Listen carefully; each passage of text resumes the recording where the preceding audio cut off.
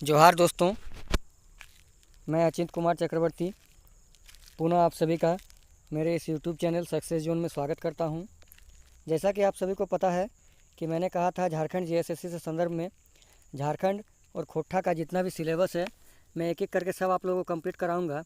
उसी सिलसिले में आज हम लोग झारखंड के भूगर्भिक संरचना के ऊपर चर्चा करने वाले हैं। तो बिना समय गंवाए चलिए हम लोग वीडियो को शुरू करते हैं। अगर आप मेरे चैनल पर नए हैं तो चैनल को सब्सक्राइब करें और अगर आप लोगों को सेशन पसंद आता हो तो एक शेयर और लाइक ज़रूर करें। तो चलिए हम लोग देखते हैं झारखंड का जो भौगोलिक संरचना है। तो झारखंड का भौगोलिक संरचना देखने के लिए हम लोगों को सबसे पहले झारखंड का क्षेत्रफल, जो झारखंड का एरिया है वो देखना होगा। तो झारखंड का जो एरिया है ऑफिशियल आधिकारिक वेबसाइट जो होता है, ऑफिशियल वेबसाइट के अनुसार 79,714 किलोमीटर स्क्वायर है। ठीक है, तो आप लोग को याद रखना है झारखंड का क्षेत्रफल कितना है, 79,714 किलोमीटर स्क्वायर। ठीक है, ये आपका कहाँ से मिलता है, झारखंड की ऑफिशियल वेबसाइट से। आगे हम लोग बात करते हैं इंडियन स्टेट फॉरेस्ट रिपोर्ट के अनुसार 79,716 किलोमीटर स्क्वायर है। ठीक है, तो ये जो 2019 का आंकड़ा है Indian forest report, state forest report, इसके अनुसार जो झारखंड का क्षेत्रफल है ये आपका 79,716 किलोमीटर है। ठीक है, क्षेत्रफल की दृष्टि से अगर हम बात करें तो झारखंड 15वां सबसे बड़ा राज्य है भारत का। ठीक है, याद रखिएगा क्षेत्रफल की दृष्टि से झारखंड भारत का 15वां सबसे बड़ा राज्य है। भारत के कुल क्षेत्रफल का 2.42% है, जो कि भारत के कुल क्षेत्रफल का 2.42% है। ठीक है, झारखंड की कुल जनसंख्या की अगर हम बात करें तो 3,29,88,134 है 2011 जनगणना के अनुसार। ठीक है, झारखंड की कुल जनसंख्या जो है 3,29,88,134 2011 जनगणना के अनुसार। और जनसंख्या के आधार पर झारखंड जो है भारत का 14वां सबसे बड़ा राज्य है। ठीक है, तो याद रखिएगा क्षेत्रफल की दृष्टि से झारखंड भारत का 15वां सबसे बड़ा राज्य है और जनसंख्या की दृष्टि से अगर आपको पूछा जाए तो 14वां सबसे बड़ा राज्य है। ठीक है, झारखंड की कुल जनसंख्या भारत की कुल जनसंख्या की 2.72% है। झारखंड की जो कुल जनसंख्या है वो आपका भारत की कुल जनसंख्या का 2.72% है। ठीक है, चलिए हम लोग झारखंड की जो भौगोलिक स्थिति है इस पर थोड़ा चर्चा करते हैं। तो झारखंड जो है वो ग्लोब में उत्तर पूर्वी गोलार्ध में अवस्थित है। ठीक है, तो जो पूरा का पूरा ग्लोब है उसके उत्तर पूर्वी भाग में हमारा झारखंड स्थित है। और विश्व की अगर बात करें तो एशिया महाद्वीप के दक्षिण मध्य एशिया में स्थित है। ठीक है, अगर विश्व की बात करें तो हम लोग एशिया महाद्वीप के दक्षिण मध्य एशिया में भारत स्थित है। ठीक है, अगर भारत के मानचित्र की बात करें तो जो उत्तर पूर्वी भाग है, ठीक ना, उत्तर पूर्वी भाग पर इंडिया स्थित है। तो भारत के मानचित्र पर उत्तर पूर्वी भाग में स्थित है, एशिया महाद्वीप पर दक्षिण मध्य एशिया में स्थित है और ग्लोब में उत्तर पूर्वी गोलार्ध पर स्थित है। ठीक है, ये टर्म जो है आप लोग ध्यान रख लीजिएगा। बहुत बार पूछा जाता है कि मान लीजिए ग्लोब में झारखंड की स्थिति क्या है, तो अगर आप लोग सीधा सीधी पूछे ग्लोब में झारखंड की स्थिति क्या है तो उत्तर पूर्वी गोलार्ध में झारखंड स्थित है ग्लोब में। ठीक ना, अगर आप लोगों को पूछा जाए कि विश्व के मैप में झारखंड की स्थिति क्या है तो आप लोग कह सकते हैं कि एशिया महाद्वीप के दक्षिण मध्य एशिया में झारखंड अवस्थित है। ठीक है, अगर आप लोगों से सिंपली क्वेश्चन पूछा जाए कि भारत के मानचित्र पर झारखंड की स्थिति क्या है तो भारत के मानचित्र पर झारखंड की जो स्थिति है वो आपका उत्तर पूर्वी भारत में स्थित है। ठीक है, तो झारखंड के जो पूर्व से पश्चिम तक की लंबाई है, झारखंड के पूर्व से पश्चिम तक की कुल लंबाई कितना है, 463 किलोमीटर है। ठीक है, याद रखिएगा।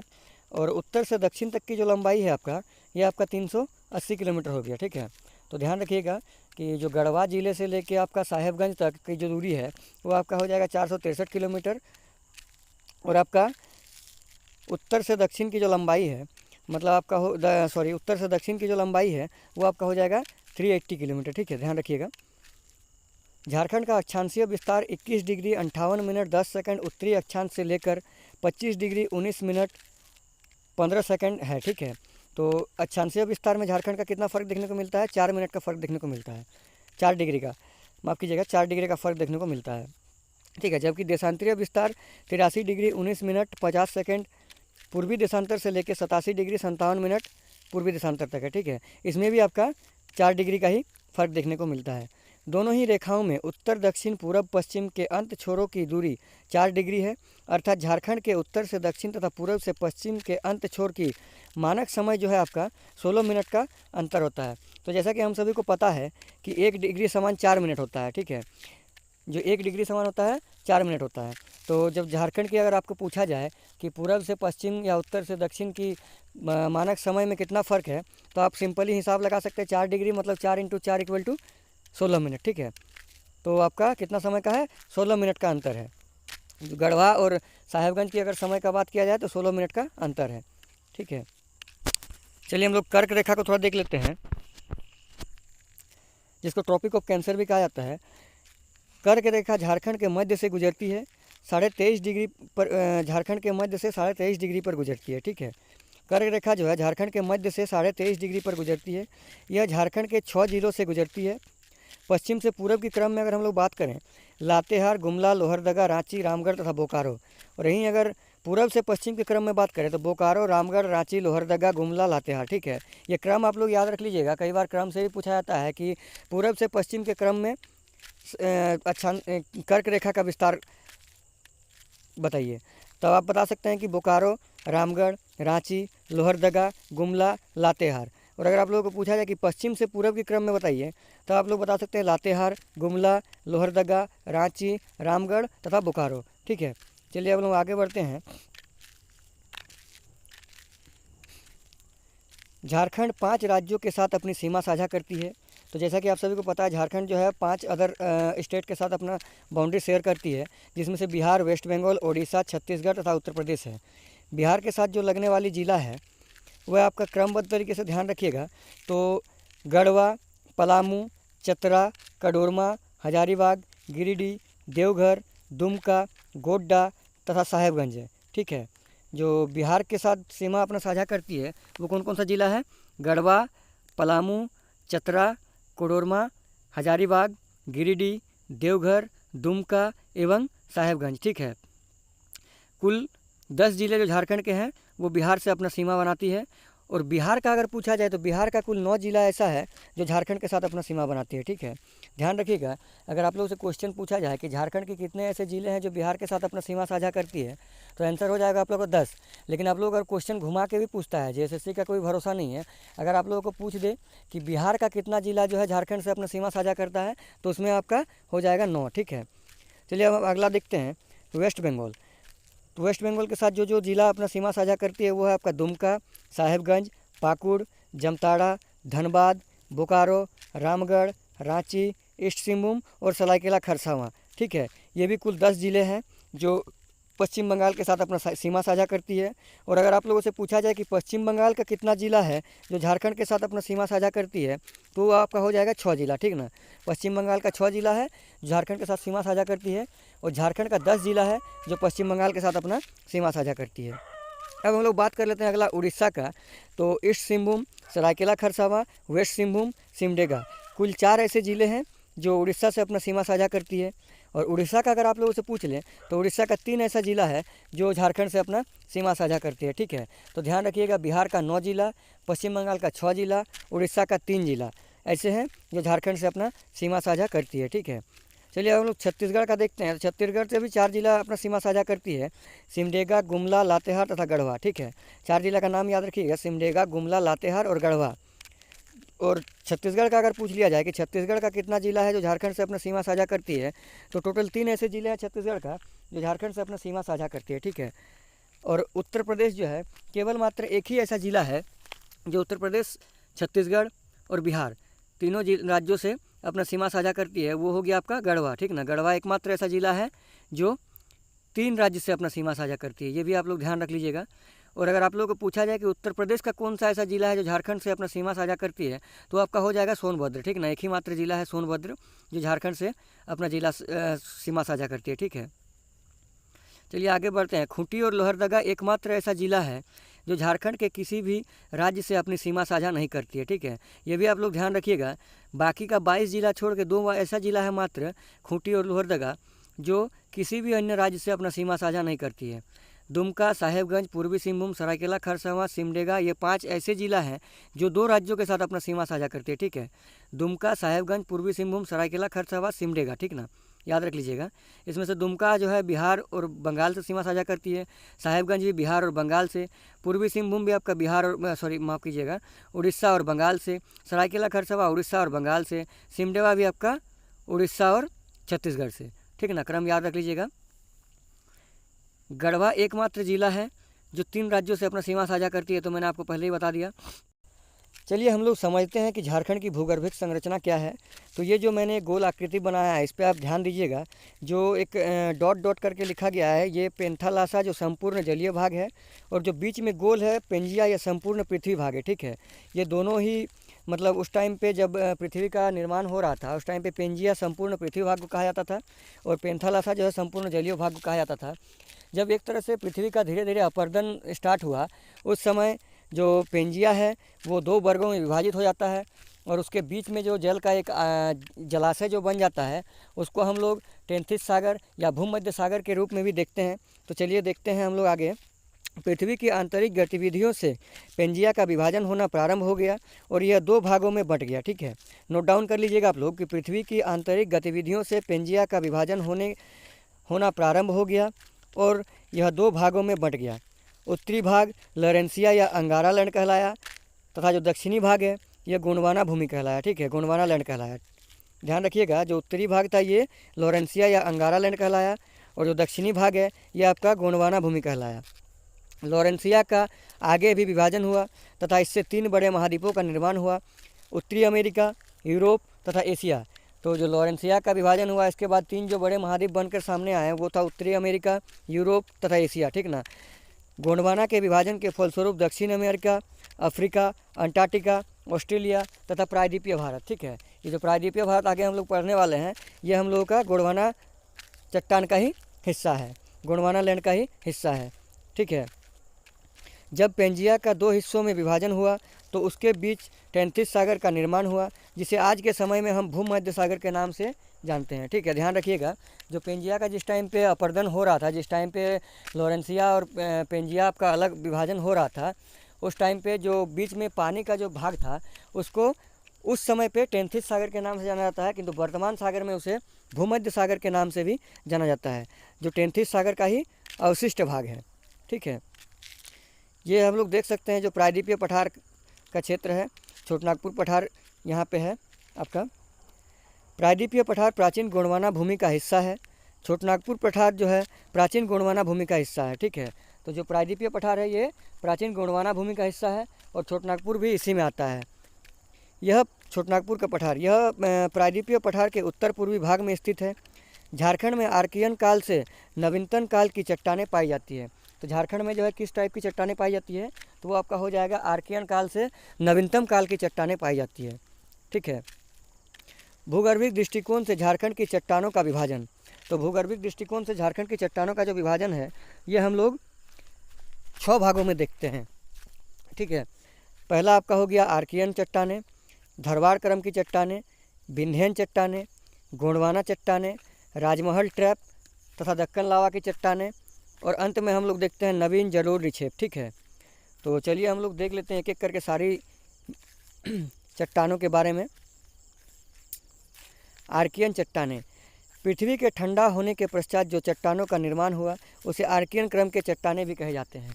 तो जो पृथ्वी एक तरह से जिस टाइम पे बन रहा था, जिस टाइम पे ज्वालामुखी उद्गार हुआ, उसके पश्चात जब पृथ्वी ठंडा हो रहा था, पृथ्वी जब अपने मतलब भूभाग पर आ रही थी, पृथ्वी जब जिस टाइम पे ठंडा हो रही थी, एक तरह से हम लोग बोल सकते हैं, उस टाइम पे जिस चट्टानों का निर्माण हुआ उसे हम लोग आर्कियन चट्टानें कहते हैं, और जिस कारण से ही इस चट्टानों को पैतृक चट्टान भी कहा जाता है, ठीक है। पैतृक चट्टान या आपका प्राथमिक चट्टान भी कहा जाता है। झारखंड में इसका विस्तार जो है 90% भूभाग पर है। तो एक तरह से हम लोग कह सकते हैं कि संपूर्ण झारखंड जो है ये आर्कियन चट्टान पे ही एक तरह से बैठा हुआ है। आर्कियन चट्टान का अपरदन का फलस्वरूप वे अब नीस, शिस्ट और ग्रेनाइट के रूप में विस्तृत हो गया, ठीक ना। तो आर्कियन चट्टान जो है इसका भी धीरे धीरे अपरदन होने लगा। अपरदन के फलस्वरूप जो है अब यह निस्ट, शिस्ट और ग्रेनाइट के रूप में विस्तृत हो गया, ठीक है। अपरदन का मतलब होता है, अपरदन मतलब जानते हैं ना आप लोग, अपरदन का मतलब होता है टूटना, ठीक ना। अपरदन का मतलब होता है टूटना। इसमें अगर हम लोग प्रमुख खनिज संसाधन की बात करें तो लौह ऑक्साइड, मैग्नीज तथा कॉपर, ठीक ना। अगर प्रमुख खनिज संसाधन की बात करें आर्कियन चट्टानों में तो लौह ऑक्साइड, मैग्नीज तथा कॉपर देखने को मिलता है। दूसरा है हम लोग का धारवाड़ क्रम की चट्टानें। तो इसका निर्माण जो है, निर्माण लिख लीजिए पहले, निर्माण करके आप लोग साथ ही साथ नोट डाउन भी करते जाइए। नोट डाउन करते जाइएगा तो मैं एकदम 100% दावे के साथ कह सकता हूँ इससे अच्छा नोट्स आप लोगों का नहीं बनेगा। हो सकता है कि कहीं कहीं गलती हो, बट मेरा भी चैनल अभी नया है, हम भी अभी शुरुआत ही कर रहे हैं, तो आप लोग भी कोशिश कीजिए, नोट डाउन कीजिए। कहीं कहीं पे अगर हम गलत हैं तो आप कमेंट करके बता भी सकते हैं भाई की तरह कि आप यहाँ पे गलत है, यहाँ पे सुधार लीजिए, तो ये मेरे लिए भी अच्छा होगा। तो चलिए आप लोग आगे लिखिए। धरवार क्रम के चट्टानें, इसका निर्माण जो है आर्कियन चट्टानों के अक्षय एवं अपर्दन के फलस्वरूप हुआ है। तो ये जो धरवार क्रम के चट्टानें हैं, इसका निर्माण भी आर्कियन चट्टान के अपर्दन से ही हुआ है। अपर्दन का मतलब टूटने से, ठीक ना।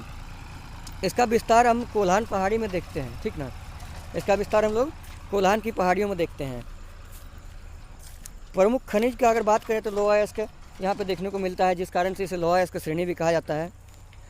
सबसे पहले एक नोट करके लिख लीजिए कि जो सबसे पहले इस क्रम की चट्टानें हैं कर्नाटक के धरवाड़ जिले में देखने को मिला था, ठीक है, और जिस कारण से ही इसका नाम धरवाड़ क्रम के चट्टान रखा गया है, ठीक ना।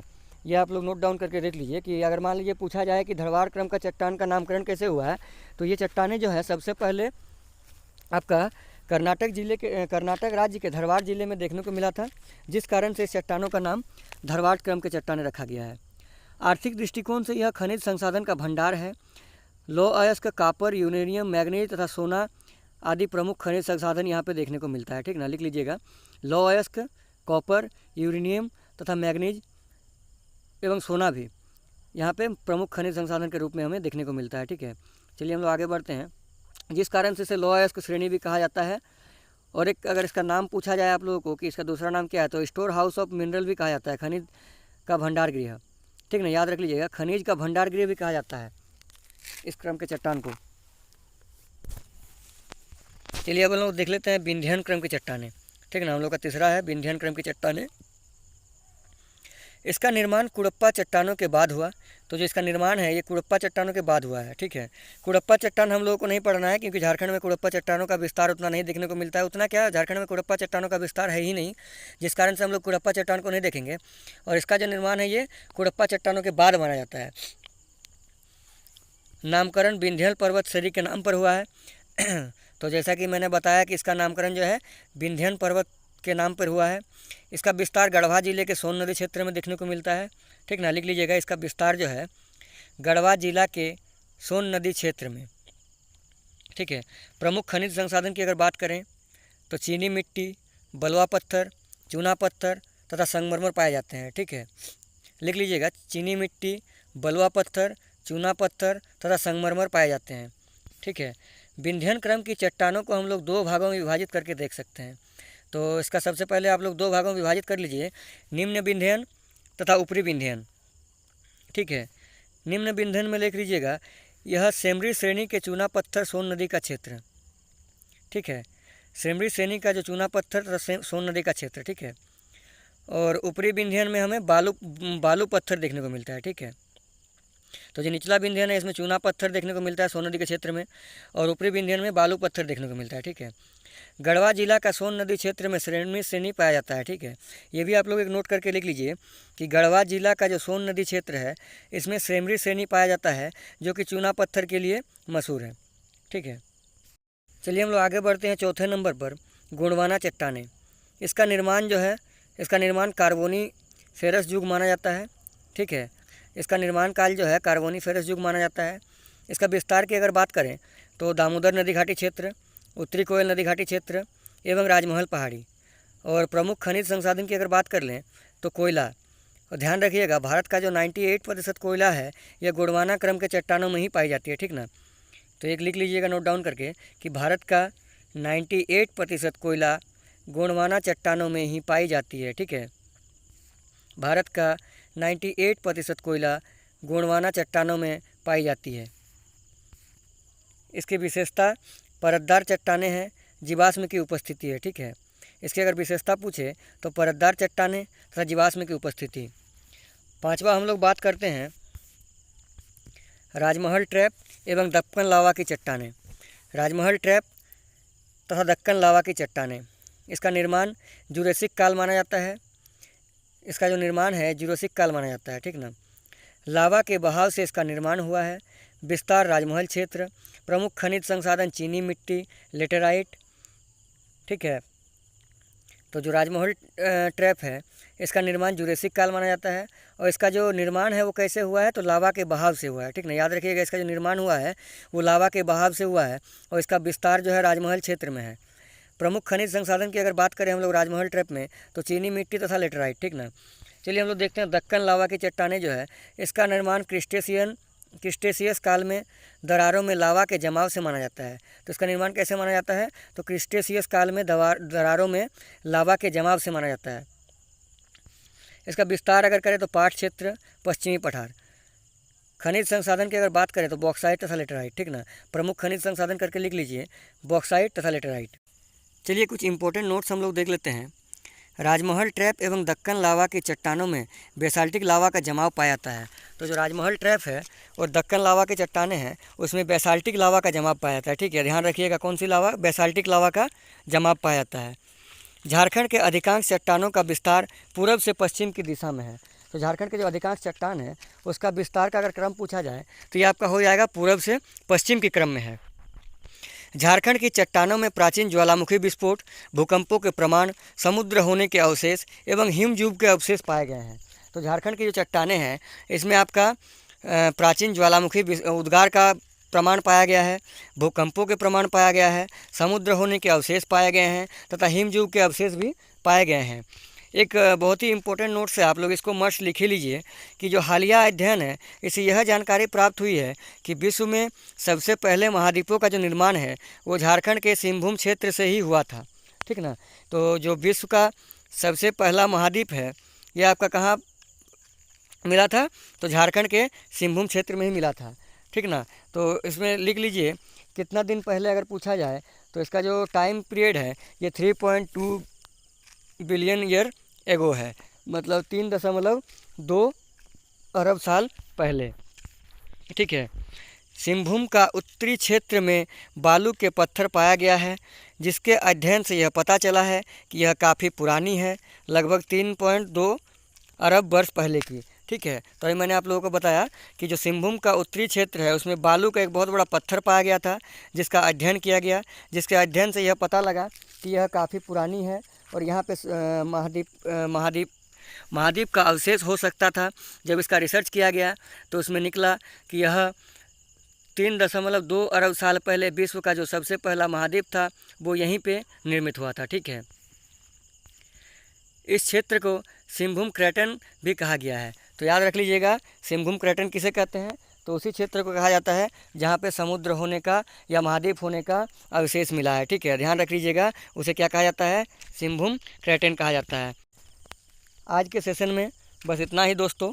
आशा करता हूँ कि आपको मेरा यह सेशन पसंद आया होगा।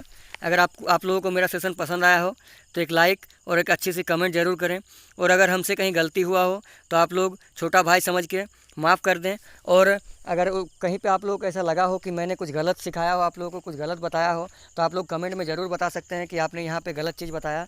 मैं भी उस चीज़ को देखूँगा, मुझे भी उस चीज़ से सीखने का मौका मिलेगा। तो चलिए बहुत बहुत धन्यवाद, मिलते हैं आप लोगों से कल इसी टाइम पे एक नया वीडियो लेकर के। ठीक है, अगर चैनल पर नए हो तो चैनल को सब्सक्राइब जरूर कर लें और एक लाइक ज़रूर कर दें। बहुत बहुत धन्यवाद आप लोगों का।